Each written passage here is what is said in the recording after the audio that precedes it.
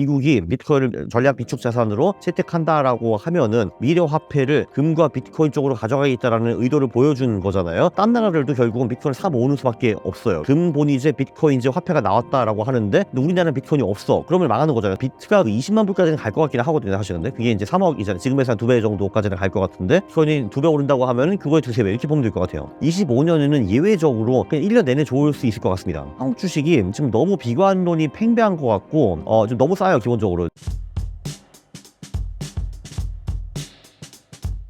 네, 안녕하십니까. 강원국입니다. 저는 3년 전에 퇴사를 했고요. 지금은 전업투자자, 유튜버, 작가로 살고 있고 최근에는 트럼프와 함께하는 알트코인 대폭등이라는 책을 썼습니다. 트럼프 취임 후 비트코인 가격 흐름에 대해 어떻게 보셨나요?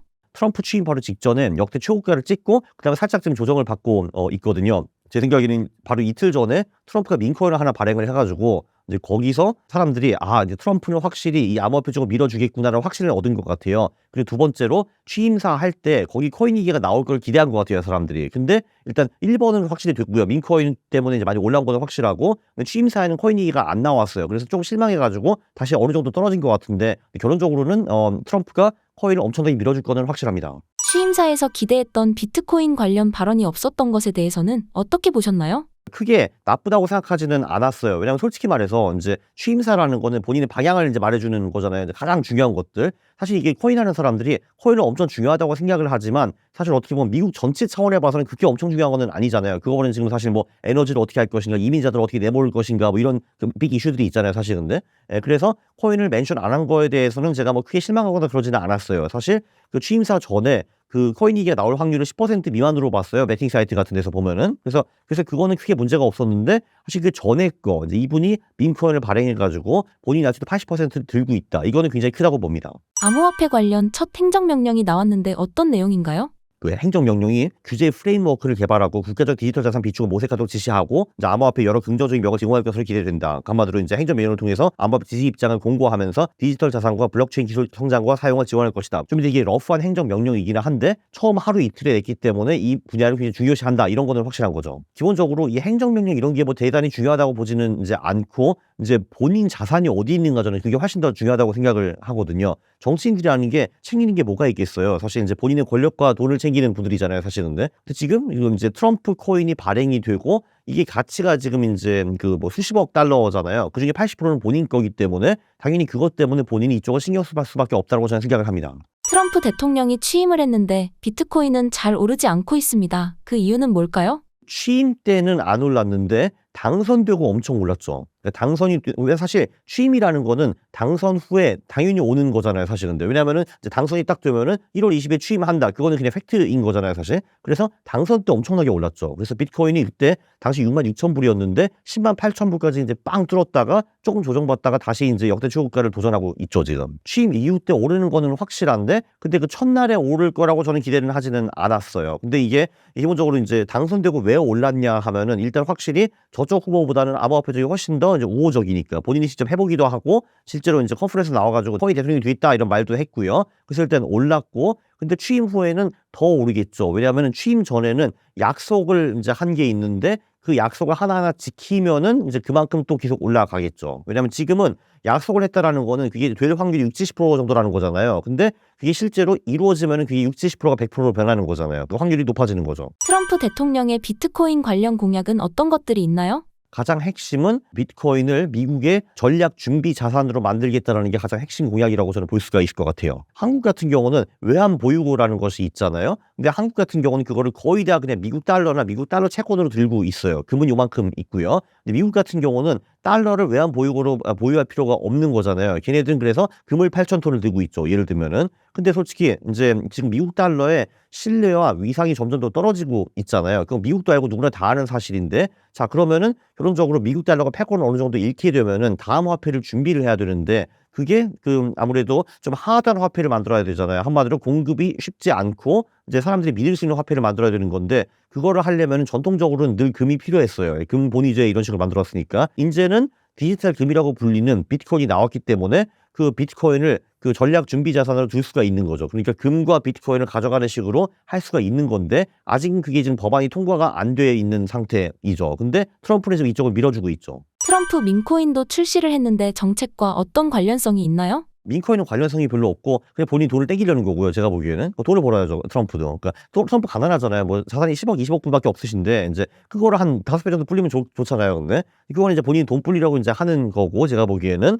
그리고 기본적으로 이제 비트코인이 그런 식으로 상승을 하게 되면은 그 비트코인 가진 사람들이 부자가 되기 때문에 그 사람들은 코인쟁이이기 때문에 그럼 비트코인 일부 팔아가지고 알트코인을 펌핑해가지고 그걸 다 같이 올릴 가능성이 굉장히 높죠. 트럼프 대통령이 공식 밈코인을 출시한 것에 대해 어떻게 생각하시나요? 저는 기본적으로 정치인들이 착한 척하고 이제 뒤에서 권력과 돈을 빼먹는데 이번엔 대놓고 앞에서 돈을 빼먹어가지고 좋게 봤습니다. 예, 그리고 사실 이제 그런 걸 불편한 사람들이 많아요. 아니 어떻게 대통령이 말이야 그렇게 막 몇십억 달러를 벌고 불편하는데 근데 우리는 우리한테 좋은 것만 보면 됩니다. 자, 기본적으로 이제 본인이 몇 조 원의 자산이 어디 붙어 있으면은 그거 신경을 쓰겠어요, 안 쓰겠어요? 당연히 신경을 쓸 거 아니에요. 그러니까 당연히 그래서 이쪽을 부스팅하고 이 암호화폐 산업이 잘 되도록 뭔가 계속 노력을 할 거 아니에요. 트럼프라는 사람이 대통령이 힘이 있으니까. 근데 그거는 우리한테는 코인러로서는 당연히 좋은 거죠. 네, 왜냐면은 트럼프가 뭐 100억 불을 벌든 말든 그 나한테는 아무 상관이 없거든요. 근데 나한테 중요한 거는 코인이 오르는 건데 그거는 이제 확실히 그 될 가능성이 훨씬 더 높아졌죠. 비트코인 전략 비축하는 거는 미국 국가 차원에서 충분히 해볼만 하고 좋은 거고요. 예, 그리고 민코인 하는 거는 트럼프 개인의 부를 위해서 만들었다고 봐야죠, 사실은. 트럼프 행정부 주요 인사들을 친 암호화폐 인물들로 채우고 있습니다.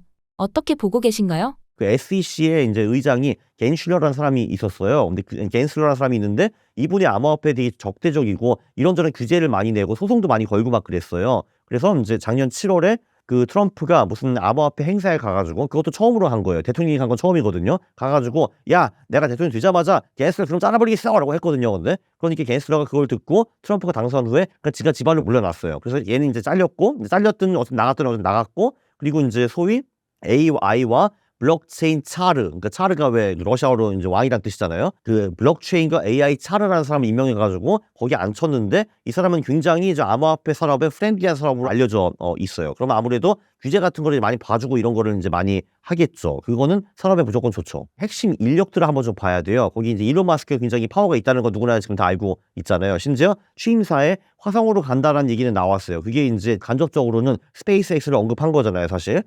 그래서 이제 일론 마스크 같은 경우도 그 도지코인의 아버지라고 알려져 있어가지고 일론 마스크가 한마디 하면 도지코인이 오르고 내리고 뭐 이러고 있거든요. 그래서 이제 그 사람도 암호화폐를 실제로 하고 있고 테슬라도 비트코인을 10,000개 정도 보유를 하고 있어요. 그리고 케네디라고 보건부 장관 되실 분도 본인의 자산의 거의 전부 다를 비트코인에 갖다 박았다라고 이제 말씀을 해주신 분이고 그리고 부통령도 뭐 많지는 않은데 그래도 어영부영 몇 억 정도는 들고 있는 걸로 알고 있어요. 비트코인을. 그래서 거기 보면은 행정부 핵심 인사들이 다 코인러들이에요. 그리고 지금 이제 트럼프도 몇 조를 보유하고 계시고 이제 팔은 안으로 굽을 수밖에 없고 내가 정치를 하는 이유 내가 부자가 되기 위해서 하는 건데 그럼 당연히 그쪽을 밀어주겠죠. 트럼프 임기 내에서 비트코인 가격은 어떻게 움직일까요? 비트코인이 기본적으로 4년에 한 번 크게 망하거든요. 그래서 14년 개망했고 18년 크게 망했고 22년도 크게 망했거든요. 26년이 다음 텀이에요. 그래서 저는 근데 그게 비껴갈 수 없을 거라고 저는 생각을 해요. 그래서 제 생각에는 이 트럼프 때문에 25년에 큰 버블이 형성되고 26년에 한번 깨져가지고 와장창창 내려간 다음에 다시 27, 28년은 좋을 거라고 봐요. 그리고 특히 25년이 트럼프가 파워가 가장 세일 때잖아요. 왜냐면 지금 공화당이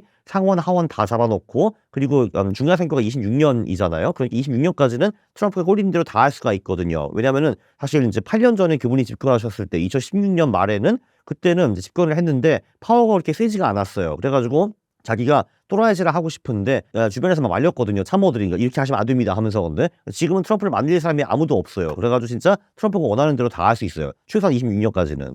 25년은 파워를 받아가지고 확 올라가는데 그게 제가 보기에는 좀 버블이 좀 심하게 생겨가지고 그게 26년에 터지면서 이제 좀 주춤하다가 다시 28년에 올라갈 거라고 봐요. 트럼프 행정부 안에서는 비트코인과 알트코인 중에 뭐가 더 좋을까요? 그 이제 트럼프가 직접적으로 밀어주는 건 비트코인이 맞기는 맞는데 근데 이 보면은 비트코인 시가총액이 2조 달러거든요. 지금 이제 2조 달러이고 그리고 알트코인 중에서 가장 큰 이더리움이면 4천억 불인가 뭐 그 정도고 나머지는 다 1,000억 불이나 그 이하예요. 그렇기 때문에 저는 이렇게 될 거라고 봐요. 비트코인을 직접적으로 밀어주는데 그 비트코인을 가진 사람들이 떼부자가 돼가지고 그 돈을 가지고 상대적으로 시가총액이 훨씬 낮은 알트코인들을 펌핑해가지고 얘네들이 훨씬 더 많이 오를 거예요. 그러니까 늘 이렇게 그 상승자 막바지에는 비트코인보다 알트코인이 훨씬 더 많이 올랐어요. 최소한 2-3배 정도. 트럼프가 알트코인 관련 정책 공약을 한 것이 있나요? 알트코인이라기보다는 이제 블록체인 쪽에 규제를 많이 풀어주겠다 뭐 이런 식으로 이제 많이 했죠. 그리고 사실 이분이 지금 원하는 게 그 이제 에너지 쪽을 이제 많이 그러니까 규제를 풀어가지고 이제 미국의 에너지가 싸져서 인플레이션을 잡겠다 뭐 이런 거잖아요. 근데 사실 이게 에너지 업체들한테 썩 안 좋을 수도 있어요. 왜냐하면은 많이 공급을 늘린다는 거는 가격이 떨어진다라는 거잖아요. 근데 이제 에너지 업체 입장에서는 그런 식으로 에너지를 사용해가지고 에너지를 뽑는 것도 하지만 그 에너지를 또 활용해가지고 비트코인 채굴 같은 것도 이제 할 수가 있거든요. 이런 것도 규제를 많이 완화해 주겠다고 하고 이런 것도 좀 했습니다. 기본적으로 이게 이렇거든요. 이제 리플 같은 코인이 있는데 그 리플 같은 경우는 송금이랑 이런 거 할 때 많이 쓰이거든요. 실제로 그게 은행보다 훨씬 좋아요, 리플이. 근데 우리는 아직도 은행을 쓰고 있잖아요. 그게 뭔가 다 이유가 있겠죠. 그게 규제 차원에서도 이유가 분명히 있을 건데 이런 거를 만약에 풀어주고 사람들이 뭐야 리플 쓰는 게 우리 은행 송금하는 것도 훨씬 낫네 하면은 그쪽으로 이제 넘어갈 수가 있죠. 그러면 리플의 가격이 오르겠죠 아마. 비트코인의 당장 단기적인 가격 흐름에 대해서는 어떻게 보고 계신가요? 우리가 지금 1월 말이니까 2월부터 4월까지는 비트코인이 전통적으로 굉장히 좋고 특히 대통령 1년 차이는 되게 좋아요. 그러니까 2017년,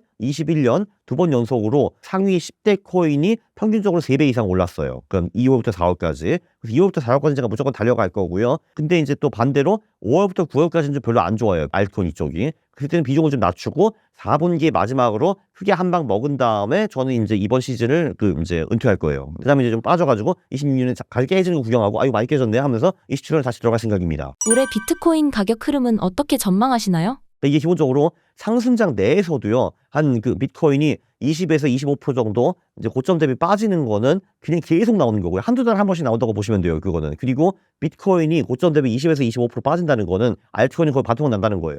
그게 한두 달에 한 번씩 옵니다. 예, 그거는 피해갈 수가 없어요.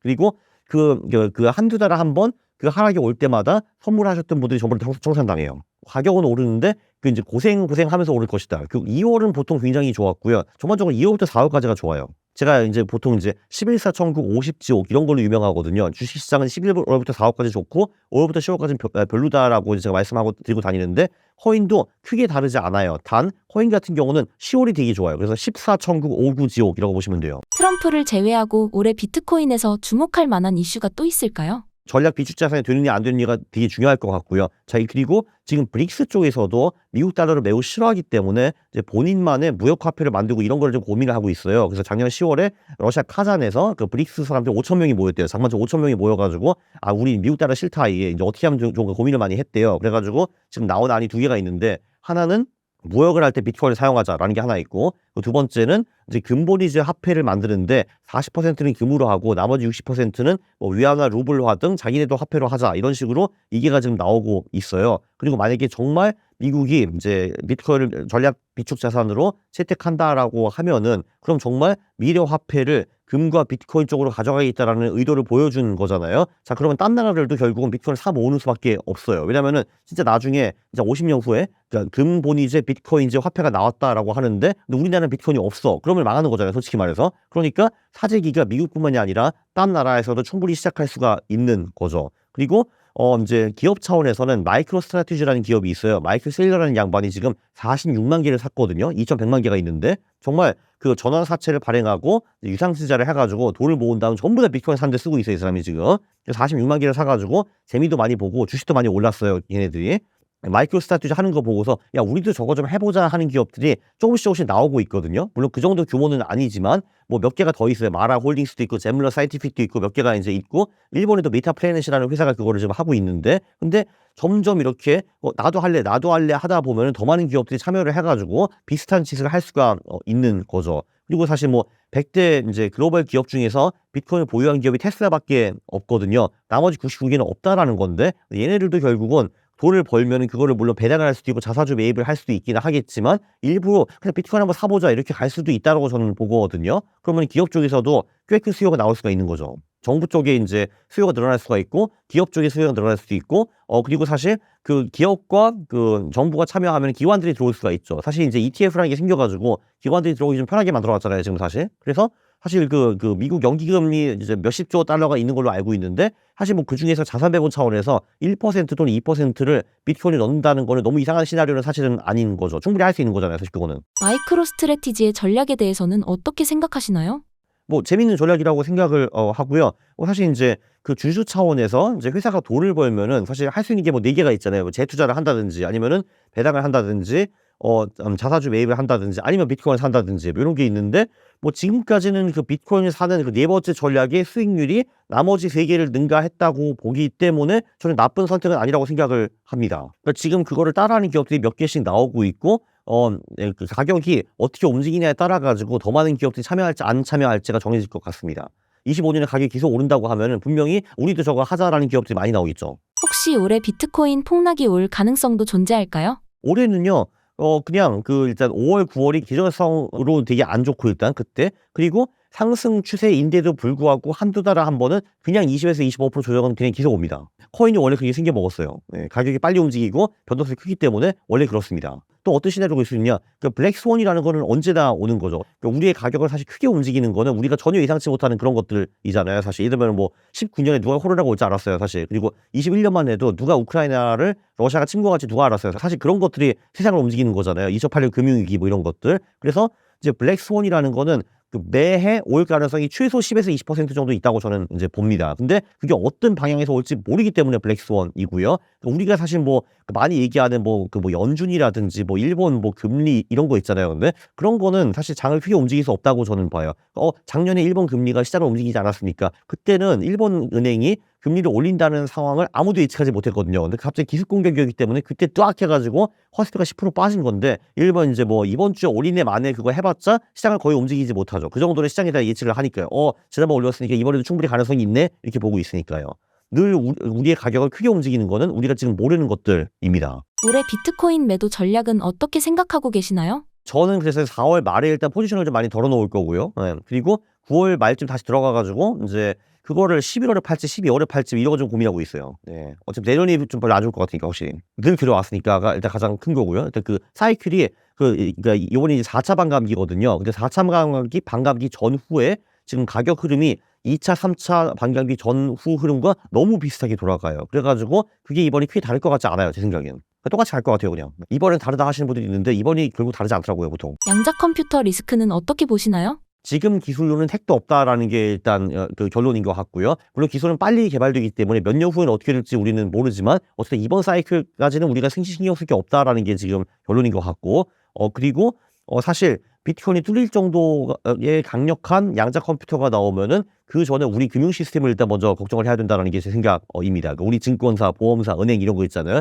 걔네들이 훨씬 더 빨리 뚫리겠죠. 기본적으로. 그 문제가 있고 그렇기 때문에 그 양자 컴퓨팅을 대비하는 기술들이 또 지금 나오고 있다라고 저는 들었습니다. 왜냐면 사실 구글이 창만 만들어 놓고 방패는 안 만들 가능성은 없잖아요. 사실 근데 그건 말이 안 되잖아요. 그냥 여기 창을 만들었고요. 찔러 보세요. 하면 푹푹 해커들이 찌르고 다닐 거 아니에요. 그러면 그건 말이 안 되고 당연히 그것도 방어하는 기술이 나옵니다. 그게 안 나오잖아요. 그러면 비트코인이 문제가 아니에요. 우리 다 망가져요. 그러면 모든 게 다 해킹 가능하기 때문에. 올해 알트코인 가격은 어떻게 전망하시나요? 비트코인이 오르면은 알트코인은 보통 비트코인 상승장 후반기에는 두세 배 정도 오릅니다. 그거에 두세 배 정도. 네. 예를 들면 비트코인이 100% 오른다 하면은 얘들은 최소한 이제 200%, 300% 오르는 거죠. 이제 비트코인의 도미넌스라는 것이 있잖아요. 도미넌스라는 게 이제 비트코인이 전체 암호화폐 시장에서 참여하는 이제 그 비율을 말하는 건데 그게 지금 계속 스테디하게 가는 것 같더라고요. 그래서 알트코인이 비트코인을 능가하지는 못했다라고 볼 수가 있는데 근데 특히 트럼프 대선 후에 대부분 알트코인들은 엄청나게 많이 올랐죠. 사실은. 비트코인이 이제 최근 석 달 동안에 한 50, 60% 정도 오른 거 있고 근데 이제 사실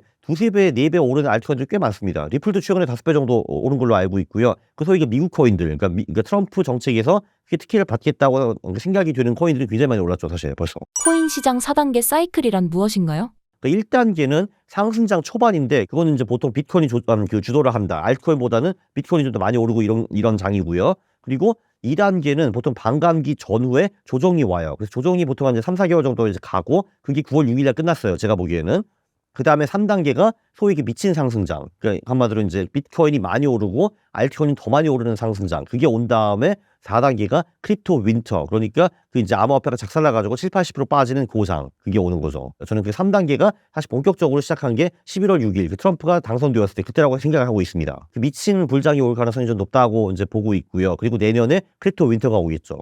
올해 알트코인이 본격적으로 상승폭을 키우는 시점을 언제로 보시나요? 이게 전통적으로는 이제 그 마지막 크립토, 그러니까 3단계, 마지막 단계가 보통 이제 2월부터 4월까지 많이 시작을 했어요, 사실. 그래가지고 이제 2017년도 그렇고 21년도 그렇고 그 암호화폐 상위 코인들이 2월부터 4월까지 두 번 다 3배 이상 올랐어요. 예, 그러니까 2월부터 4월까지 3개월 동안에. 그러니까 이제 제가 알기로는 평균 수익률이 250%가 막 그러거든요. 250%가 3.5배 정도잖아요. 그게. 예, 그 정도 이제 올라줬고, 그리고 2017년 같은 경우는 좀 이제 5월부터 9월까지 좀 잠잠하다가 4분기 미친 랠리가 한번 왔고요. 또 이제 완전히 진짜 미친 랠리가 한번 왔고, 21년은 그게 안 왔어요. 4월까지 오르는 거는 저는 거의 기정사실로 보고 있고, 4분기에 2017년부터 한번 빵야 오나 아니면 21년부터 안 오나, 그게 중요한 건데 저는 이제 올 거라고 봐요. 저는 이제 25년이 21년보다는 17년과 좀 더 유사할 거라고 생각을 하는데, 왜냐하면은 사실 이제 지금 국가 차원에서, 기업 차원에서, 기관 차원에서 수요가 막 생긴 거는 21년에는 없었거든요. 17년에도 없었고, 한마디로 25년에 그게 펀다멘털이 많이 다르다고 저는 생각을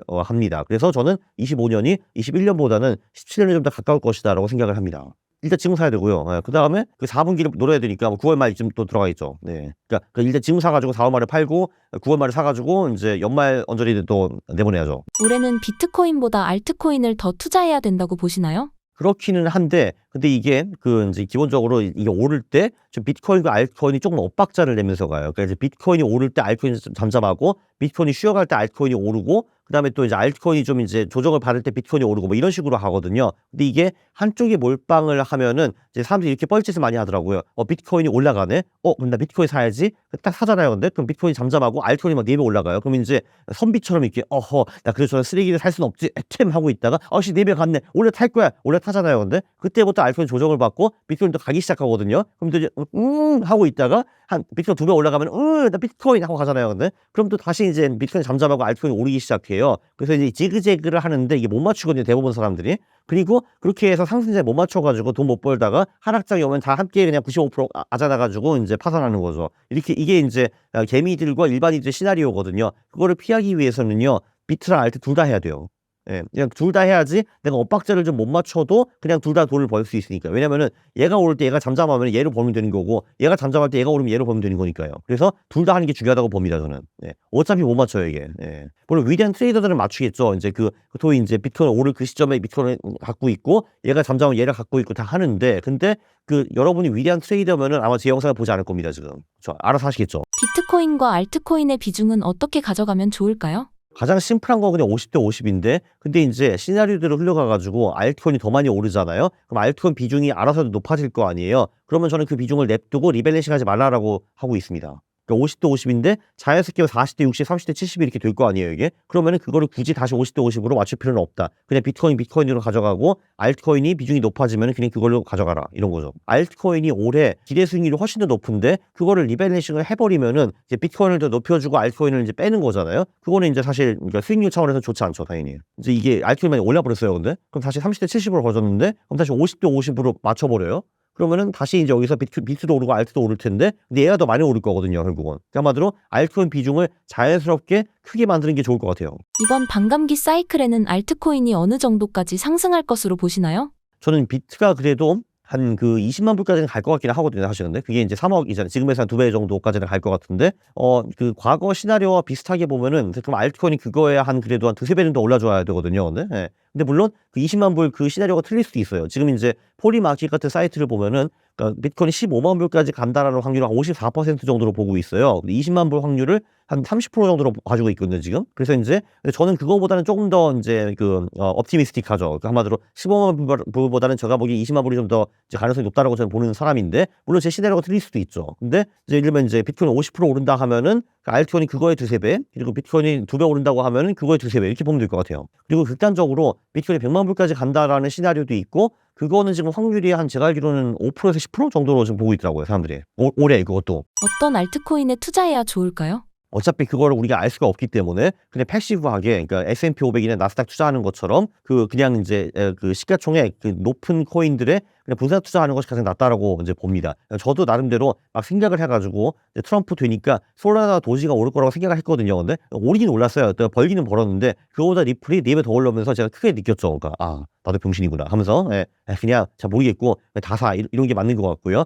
사실 이게 코인도 이제 가치 투자를 할 수 있다라고 저는 이제 보거든요. 뭐 예를 들면 공부를 해가지고 오케이, 자, 그 SEC 의장이 물러나면 규제가 완화되니까 리플이 오르겠지라고 그런 식으로 가치 투자를 할 수가 있는데 저는 이제 그 실력이 잘 안 되고 그런 거 이제 많이 연구하는 거 저 싫어하거든요. 이제 그렇기 때문에 그런 분들은 그냥 이제 그 시가총액 높은 코인들에 분산 투자를 하면 되는 거죠. 한 단계 위로 가면은 이게 이제 코인들의 섹터가 있어요. 이제 그 주식도 섹터가 있잖아요. 근데 이제 코인도 뭐 민코인 섹터가 있고 AI가 있고 RWA가 있고 미국 코인이 있고 트럼프 관련 코인이 있고 뭐 저희 중국 코인이 있고 이런 식으로 테마가 딱 있거든요. 게임 코인 있고 디파이 코인 있고 그 테마별로 그냥 위에 있는 거를 한두 개 사는 것도 방법이라고 저는 생각을 해요. 왜냐면 얘네들이 보통 오르고 내릴 때 테마별로 오르고 내리거든요. 한 번은 AI 코인이 간다 하면 걔네들이 다 같이 쫙 올라주고 그다음에 얘가 좀 시들하면 민코인이 쫙 올라주고 뭐 이런 식으로 하거든요, 보통. 그게 코인 마켓캡이라는 사이트에 가보시면요. 그게 이제 코인 쪽에서 가장 큰 사이트인데 거기 보면은 이제 섹터별로 나눠져 있어요. 섹터 같은 거 눌러보면은 섹터가 200개 정도가 있는데 그 중에서 이제 클릭을 해보면은 시가총액 위부터 이렇게 나와 있어요. 민코인 하면 뭐 위에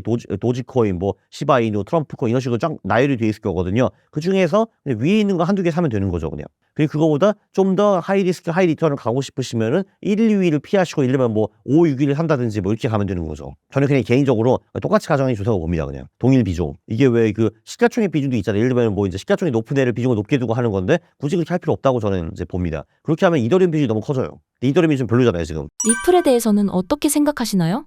리플은 이제 제가 2017년부터 리플을 썼어요. 그게 이제 제가 그때 왜 썼냐 하면은 당시 제가 차익 거래를 하고 있었습니다. 그러니까 한 거래소와 두 번째 거래소 가격이 다를 때 이 싼 데 사가지고 리플을 통해서 리플을 두 번째 거래소를 버린 다음에 팔아버리면 내가 차익을 먹을 수가 있는 거잖아요. 차익 거래를 했어요. 그래서 리플을 그때 많이 썼거든요. 근데 리플을 쓰면서 느낀 거는 그러면 이게 국경을 넘나드는 것도 되게 자유롭네. 수수료도 거의 없네. 그리고 5분밖에 안 걸리니까 엄청 빠르네. 이걸 느꼈거든요. 그래서 그 사실 논리적으로 우리가 은행 그 송금을 하는 것보다는 리플을 쓰는 것이 훨씬 더 좋아요. 근데 지금 2017년이 제가 그걸 알았는데 25년, 8년이 지났는데도 지금 아직 안 쓰이고 있잖아요, 사실은. 우리는 지금 리플을 거의 안 쓰고 있잖아요, 대부분 사람들이. 근데 뭔가 이유가 있겠죠. 그게 뭐 보편화가 안 되었다든지 규제가 있든지 어쩌고 저쩌고. 근데 이제 요번에 SEC에서 규제를 풀어보는 조짐이 보이니까 5배 뛰었어요, 리플이. 그러면은 계속 규제를 풀 가능성이 높아 보이니까 리플은 미래가 있다라고 저는 봅니다. 트럼프 당선 후 리플이 많이 올랐는데 그 이유는 무엇인가요?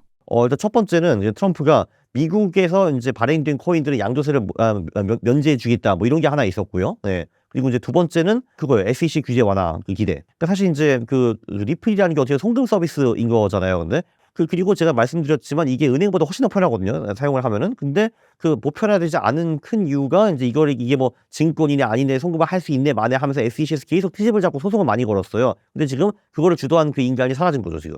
게스러라는 사람이. 알트코인 상장 폐지 위험은 어떻게 생각하시나요? 상표 위험은 당연히 늘 크죠. 예를 들면 뭐 루나 같은 코인도 옛날에 톱10까지 들어간 코인인데 상폐당해서 사라졌잖아요. 거기도 사실. 네, 그건 충분히 가능합니다, 당연히. 네, 그래서 사실 이제 그 하이 리스크 하이 리턴을 하려면 소형 코인으로 가야 되는데 그래도 그나마 몇 년 동안 존재하고 별 문제가 없었던 대형 코인들이 좀 더 안전하다고 볼 수가 있죠. 네, 그 대신에 기대 수익은 좀 더 줄 수 있죠. 올해 알트코인 매수 시점을 언제로 잡으면 좋을까요? 그 알트코인과 비트코인 사이클은 거의 비슷하게 움직인다라고 보시면 돼요. 그냥 알트코인이 조금 더 늦다라고 보면 돼요. 한 2주 정도. 그래서 예를 들면은 비트코인 같은 경우는 1월 22일부터 3월 2일 그 구간에 최근 10년 연속으로 올랐거든요. 근데 이제 이더리움 같은 경우는 2월 2일부터 2월 17일 그러니까 살짝 그 뒤쪽에 오르더라고요, 보니까. 그리고 이제 시즌이 끝나는 것도 보통 이제 비트코인이 더 이상 못 오르는데 마지막으로 알트코인 미친 듯이 이제 확 오르다가 그 다음에 둘 다 꺾이는 경우가 많은 것 같아요. 그래서 알트코인이 늘 비트코인보다 한 1, 2주 정도는 뒤에 온다라고 보시면 될 것 같아요. 아무래도 비트코인이 스마트머니가 좀 더 많아서 그런 것 같아요. 알트코인의 진입 시점과 탈출 시점 중 무엇이 더 중요할까요? 탈출 시점이 훨씬 중요하죠. 예. 진입은 솔직히 아무 데나 되잖아요, 사실. 근데 그 이제 언제 빠져나오는 거. 왜냐면은 알트코인이 잘 못 빠져나오면은 순식간에 반토막 되거든요, 이거는. 근데 또 반토막 되면은 손절을 또 못 하잖아요, 사람들이.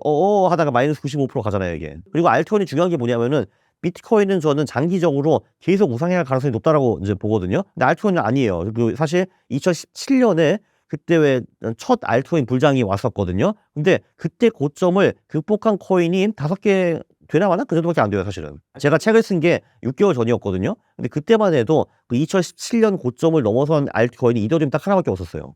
그 17년 그 버블 고점을 넘어선 알트코인이 진짜 거의 없다라고 보시면 돼요. 그러니까 알트코인은 장기적으로 우상향하는 자산이 아니다라는 걸 볼 수 있습니다. 그래서 나오는 타이밍이 되게 중요해요.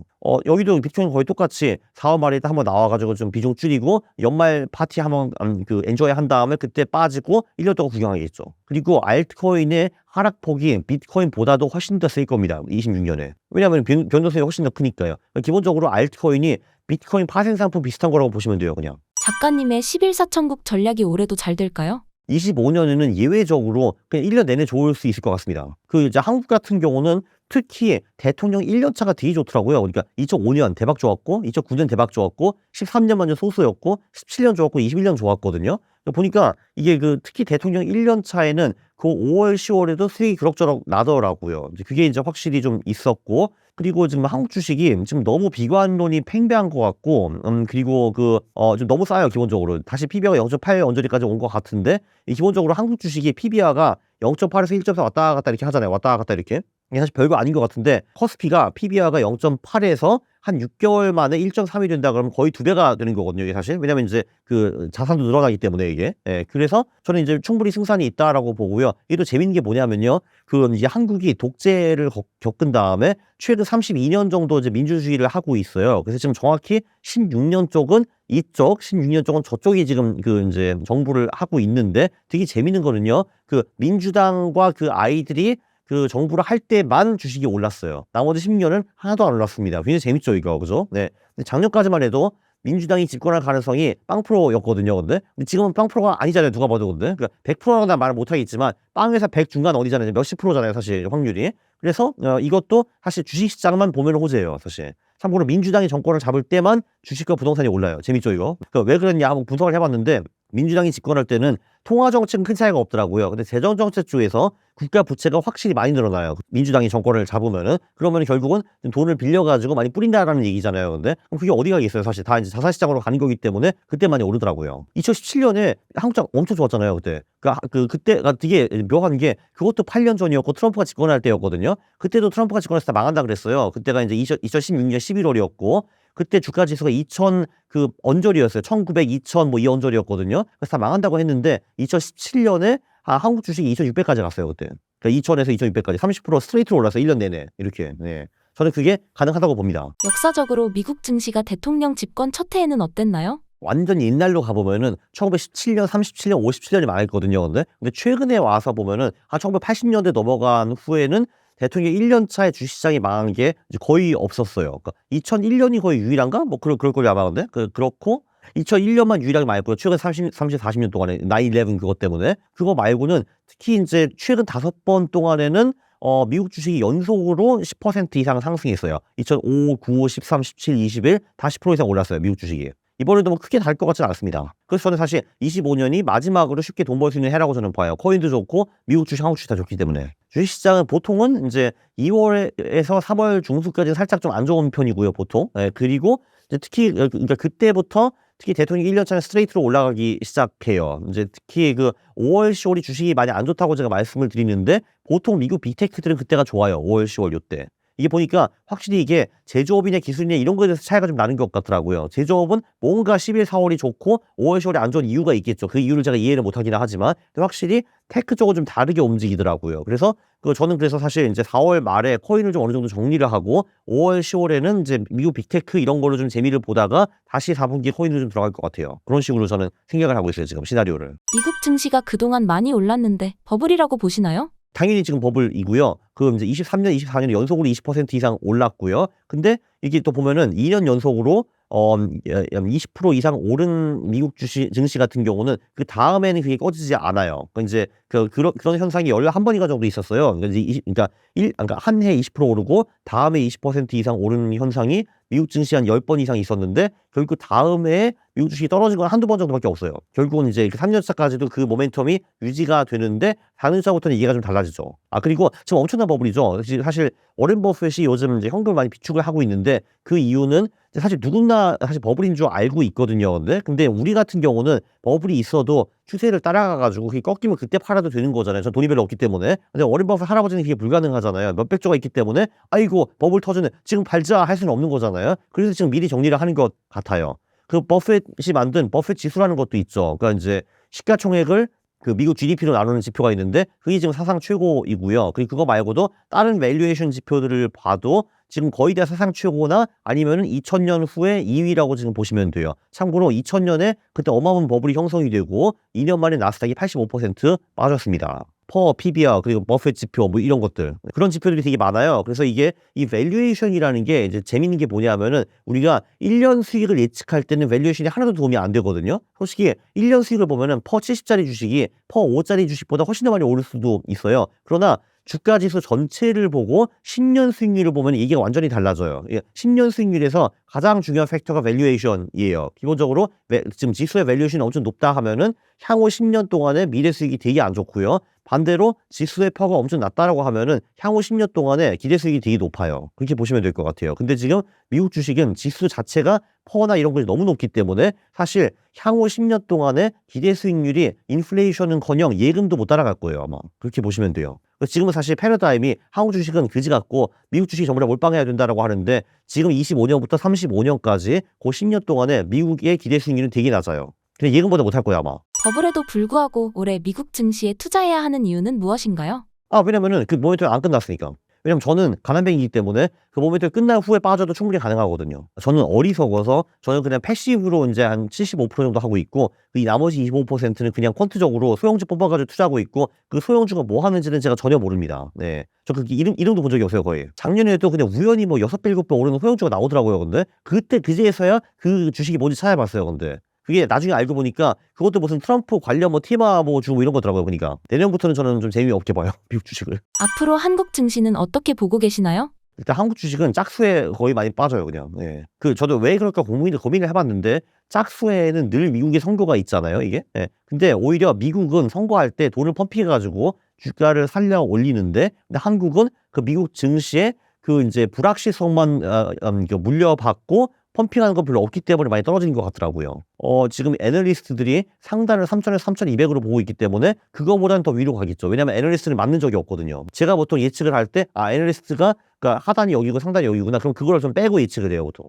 얘는 어차피 틀리니까 이 사람들은. 올해 4천까지는 좀 무리라고 생각하긴 하는데 그래도 이분들의 상단이 3,000에서 3,200이면 당연히 그건 넘어가겠죠. 오히려 꽤 큰 서프라이즈가 나올 수 있을 것 같아요, 저는. 최근 금리에 대해서는 어떻게 생각하시나요? 그게 이제 22년 같은 경우에는 그러니까 한동안 제로로 가다가 갑자기 5%를 올려버리니까 난리가 난 거잖아요. 솔직히 지금은 이게 뭐 지금 5%가 4.75가 되네, 4.5가 되네, 사실 뭐 요만한 거잖아요, 사실. 근데 티끌 같은 경우인데 티끌 같은 것 때문에 사람들이 팔짝팔짝 뛰는 거 보고 되게 웃겨요, 저는 사실. 예, 별것도 아닌데. 예. 그러니까 영에서 오는 건 완전히 다른 얘기죠, 사실 이게. 그러니까 내가 이제 기업가라고 한번 생각을 해보세요. 그럼 거기서 이제 가산금리 2%면은 내가 10억을 빌렸는데 그럼 이제 2천만 원 이자를 낸 거잖아요. 2% 이자를 냈다고 치면은 갑자기 그 7%로 올라버렸어. 그러면은 2천을 내는 게 7천으로 올라가는 거니까 이게 엄청난 차이인 거잖아요, 사실. 근데 기업가 입장에서는. 근데 지금 솔직히 이자가 이제 6천이었는데 그게 뭐 5,750이 되냐, 5,500이 되냐, 6,250이 되냐 이건 중요하지 않잖아요, 사실 기본적으로. 네, 저는 그렇게 봅니다. 사실 지금은 오히려 너무 호들갑을 많이 떠는 것 같아요. 저는 금리를 지금 신경을 별로 안 쓰고 있어요, 사실.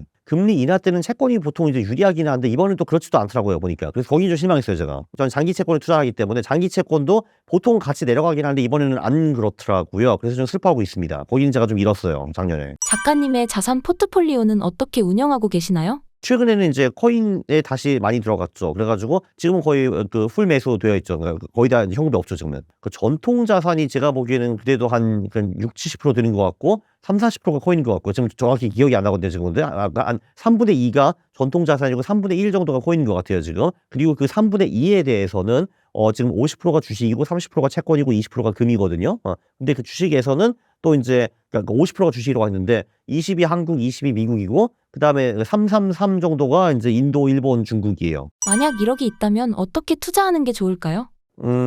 그렇다고 하면은 이제 일단 20%를 비트코인 정도 가져가는 게 좋을 것 같고 나머지 80%를 전통 자산에 하는데 이제 그거는 이제 똑같이 그냥 5, 3, 2로 하면 될 것 같은데 근데 이제 예를 들면 뭐 50%는 그러니까 이제 그냥 뭐 미국 뭐 ETF 절반, 뭐 한국 ETF 절반 이렇게 하고 그리고 이제 채권은 이제 한국, 미국도 절반 하고 나머지 금 이렇게 하면 될 것 같네요, 그냥. 쉬워요, 그거. 기별주 굳이 안 해도 되고. 투자하면서 고민이나 어려움을 어떻게 해결하시나요?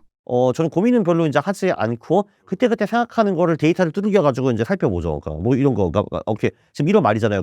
2 월부터 4 월까지 보통 코인이 얼마 만에 올랐나 뭐 이런 거 있잖아요. 근데 그러면 코인이 오를 때 예를 들면 그러면은 11 월부터 1 월까지 많이 오른 놈이 더 올랐나 아니면 적게 오른 놈이 더 올랐나 이런 거 이제 공부를 하는 거죠. 그리고 뭐 그러니까 그러면은 저가 코인이 더 많이 올랐나 고가 코인이 올랐나 이런 거를 이제 그러니까 고민이 아니라 그냥 내가 이제 살펴보는 거죠. 고민을 안 해요. 예. 그냥 이제 내가 질문이 생기면 그 진짜 답변을 하려고 하죠, 저는. 신사임당 시청자분들을 위한 한마디 부탁드립니다.